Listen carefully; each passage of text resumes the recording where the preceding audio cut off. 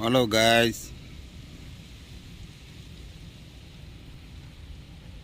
आम का बगीचा है।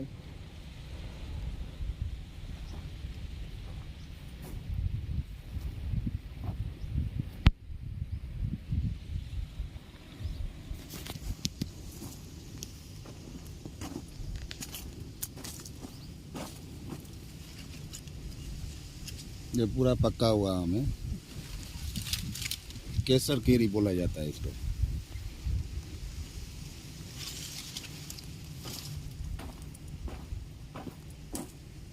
पूरा बगीचा है।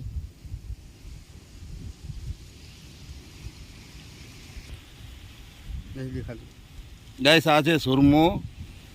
આ ખેતીવાડીમાં બધું સંભાળે છે। અહીંયા કને જેટલા ફળ ફૂડ છે બધું આ સુરમા સંભાળે છે।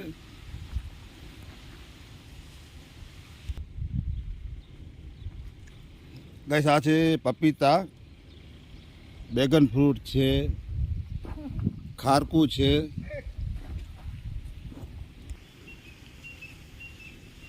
ગાઈસ તમે જોઈ શકો છો સુરમો ખારકું ઉતાળે છે।